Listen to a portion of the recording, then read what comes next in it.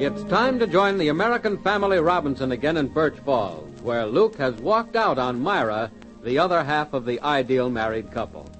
However, he hasn't found life as pleasant as he had hoped it would be at his refuge in the Hotel Regal not so many miles away. In fact, he's been homesick. And yesterday, when Luke heard Myra admit in her radio program that she had mistreated him, he took that as an indication she wanted him back, so he wrote her a letter. Today, Myra is politely putting up with the presence of Wendy and Aunt Agatha in the parlor, waiting excitedly for the letter from Luke she hopes her broadcast will bring forth. But Aunt Agatha has something on her mind which is more important to her than Luke. With Wendy hanging very gracefully over her shoulder, she is looking through a new catalog from the Acme Household Products Company, picking out items to order for the Emporium. Let's listen. There, Aunt Agatha. Wait a minute. Turn back that page. What's that? What's eating you, Wendy? You just passed it. What's the matter? Have you lost your conception of sales values? Turn back. Who's doing this ordering, me or you? Why don't you stop butting in, Wendy? I'm not butting in, Myra. I'm only looking out for the Emporium. After all, it's my responsibility. Here, is that what you were talking about? That there thing? Sure. See what it says? The handy-dandy combination potato ricer, meat chopper, and can opener. Of all the fool gadgets. That's very practical. Oh, that's just a fad, Wendy. Couldn't sell at all. Now, if that thing only came with an attachment that played the Stars and Stripes forever while you worked be it... serious, Myra. All we need is a slogan to make it sell like hotcakes. Now, look here, Wendy. Business is too good at the Emporium to go experimenting with a crazy thing like that. Aunt Agatha, you're too conservative. It's progressiveness that counts these days. Get the jump on your competition. Wendy, we ain't going to order no handy-dandies. I don't care if there's a cook stove hitched onto each one of them. Okay. Suit yourself. After this, maybe I'd better keep my mouth shut altogether. Let you try running the Emporium yourself. That's the best idea you've had yet. At least keep your mouth shut when I'm trying to think. Oh, dear, the postman. Yep, just like every other day in the week. What's so exciting about the postman? Nothing. Only I was expecting a letter from the Parents and Teachers Association. Never saw her act like that before over just a letter from the PTA. If she thinks she's going to get a letter from Lukey, she's mistaken. He won't write. He's having too good a time vacationing. Lukey's flown the coop for good and all. Well, I ain't got time to think of the PTA, nor Luke, nor anybody else now. This here order's got to be in by the end of the week. Get your foot off my chair, Wendy. Go lean somewhere else. Let's see. No, just a bill from the furnace people. Letter from Betty. Huh? What's this? Regal Hotel? It's an advertisement, most likely. No, it's Luke's handwriting. Look, Aunt Agatha, it's come. A letter from Luke. Well, what it is? That don't mean he wants to come home. Don't count your chickens before the hatch, Myra. Probably needs money. Oh, gracious, I'm so nervous I can hardly get it open. Regal Hotel, eh? Might know he'd put up at some place with a fancy name. Oh, what's he say? Not that I care a rap since he deserted us like he did, but I just wondered, Dear Myra, this is just a hasty line to let you know how much I'm enjoying it here at the Regal Hotel. Listen to him, gloating, vacationing like a plutocrat, while I stay here and slave and sweat. Quiet, Wendy. It's done me a lot of good being here since I have met a lot of very interesting people. The Regal Hotel is certainly lively enough. What with parties, concerts, and the like every time a man turns around. And I bet he turns around plenty, golfing and loping in a hotel lobby. Oh, here it is. Listen to this. By the way, just by accident, I happened to hear your program last night over WINK, and from the nature of it, I gathered that if by chance I did consider coming home, I would be let alone, and there would be no further effort on your part or any of your so-called friends to have me make a jackanapes of myself. That's gratitude for you. After all, I did for Lukey. If it's true that you and the Emporium have gotten the ideal couple business out of your mind, I might give the idea of coming home some thought, especially as I'm down to my last shirt, and the hotel laundry is brutal. Well, tell him you'll mail him some shirts if he'll just stay away. Wait, Aunt Agatha. Just listen to this. I do miss you, Myra, as a matter of fact, and if I have not been misled by what I heard in your broadcast, I will be glad to hear from you at your convenience. Yeah, convenient. If you're not doing anything in particular when you get this letter, you might drop me a line right now. Oh, did you hear that, Aunt Agatha? He wants to come home. He wants me to write him right now. Well, I'd be careful about inflating his ego too much if I was you, Myra. I don't care about that. I just want him home. I'll take care of his ego once he gets here. But still, Myra, I don't think it would be very diplomatic to sit right down and write him. Not after the way he's treated you. Sure, a woman has got her pride to think of. Fiddlesticks with pride. But I'm not going to write him. I'm going to wire him. Then he'll come home in the morning. Well, now, wait a minute, Myra. Not too fast. If he's having such a good time at the Regal Hotel, it's a shame to tear him away. Yeah, it's a crime. Yes, 'tis a downright shame he's having such a fine vacation. Oh, I can read between the lines of Luke's letters. He's dying to come home. Now, where's that pencil? I think I'll just write out a telegram. Now, Myra, you don't understand. Wait a minute before you do anything rash. You tell her, Aunt Agatha. Well, what is this? What are you trying to say, Windy? Well, what Wendy's trying to say is that maybe we ought to think about business at the Emporium a little before we go asking Luke to come home. Business at the Emporium? Mm-hmm.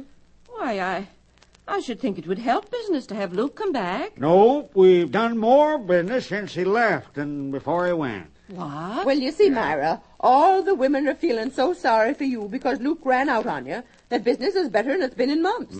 I just got the monthly report today. Can't you see what would happen if Lukey comes back? But you can't mean it would hurt business if Luke came back. Sure it would, Myra. All the women are sticking by you, and they want to show you that they're loyal to you, even if Luke ain't. And there won't be no need for him to be loyal if he comes back. You see, Myra, our very welfare's at stake. Oh, dear, I didn't realize that. You didn't tell me. Well, we didn't have the figures until today. Remember your loyalty to the Emporium. Don't bite the hand that feeds you. Oh, dear. Well, of course, there is the store to consider. Well, you better make up your mind then just what you're going to do about that letter. Luke's going to be expecting an answer. Yes, I know the next move is up to me. Oh, dear, if I only knew what to do. Write him right now. Tell him we'll send him some clean shirts. We'll stay where he is. No. First, I'm going to think it over and make up my mind. And then I'll give my answer to Luke tomorrow on my radio program.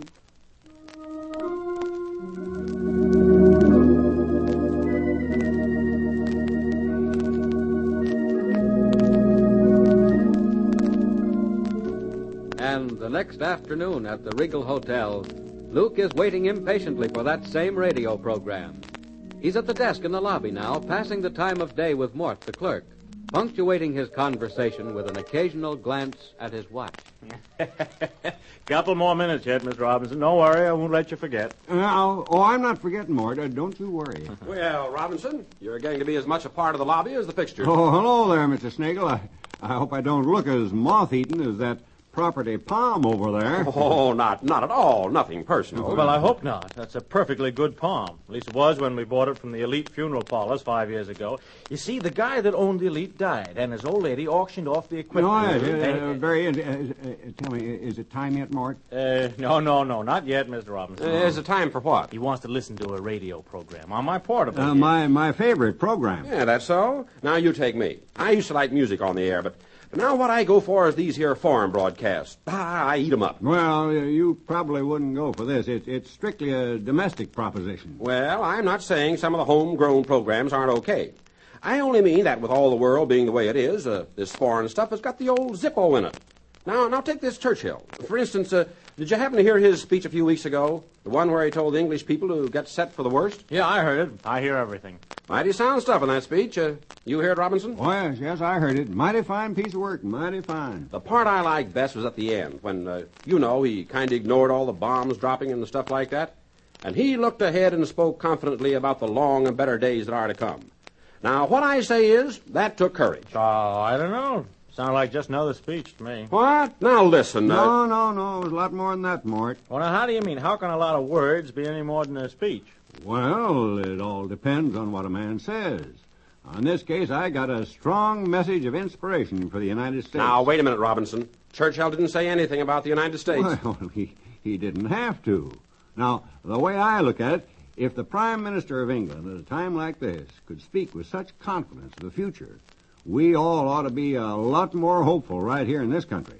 How come? Well, we're not only an ocean away from the actual conflict, but right now I think it's a good thing to remember, with our representative democracy and our free enterprise system, we're already a lot nearer than any other country to those better days that Churchill was talking about. Say, Robinson, you know that's right when you come to think of it. No, I don't know. Now, all this representative democracy and free enterprise didn't keep us from getting into the Depression. Now, wait a minute, son. Let a man get a word in that knows something about it. Maybe we did have 10 years or so of pretty tough times. But look how we Americans came out of it. Hey, Robinson? Sure. That old American genius for invention and production and organization helped pull us through. And by golly, it'll carry us a long way further, too. Yes, sir. Production and organization. That's the ticket. That's what built up for us Americans the greatest industrial system the world has ever known. And when the world finds peace again, Mort, and industry gets a chance to take another shot at really producing all the things that make life easier and more worth living for us Americans, and make America stronger as a nation, then you'll see an era of good times that will outdo anything that's ever gone before. Yeah, I must say you got a good point there, Mr. Robinson. Now, that radio speech was just... Oh, my sainted aunt. Yeah, what's the matter? What's up, Robinson? My radio program. Here, put your portable up on the desk. Quick, Mort. Darn it, I bet I've missed half the program. Darn it, I'm sorry. I forgot to look at my watch. Quick. Here, turn it on to WINK 1060. Yes, sir. And make your home life the joy and comfort that For it should Pete's be. sake, that isn't the one you quiet. wanted. Wait a minute. And now to my correspondence bag. I'll try and answer some of the mail that my dear fans have been kind enough to send in. What do you want to listen to this drivel for? Keep quiet. So much. I've got a lovely letter from KBS. And to her I say, just be kind and gentle with your husband, and he'll see his mistake in due time. Just be patient. And now, here's a very special letter from L.R., an old and dear friend of mine. It was such a pleasure to hear from him. L.R. Say, that's it, Mr. Robinson. That's you. Quiet, Mort. Are you listening, L.R.? Yeah. To you I say, all is forgiven. Come home at once. Oh, okay, Mort. Turn it off. That's all I want to hear. A letter from PDQ. The best way to cure a loved one of the drink habit is... Hey, where are you going, Robinson? Oh, I gotta be today. I'm very busy. Look, Mort, get me a reservation on the next train to Birch Falls. Yes, Mr. Robinson. And get my suit back from the tailor Yes. and make it snappy. Yes, right tell away. the cashier to get my bill ready. Yes, sir, right away. You're leaving us, Robinson? Am I leaving? Well, it's nice to have seen you, Snaggle, old boy, old pal. Send the boy up for my bags, Mort. Man, oh man, what a break. All is forgiven. Come home at once. I'm a-comin', though my head is bending low, I mean high.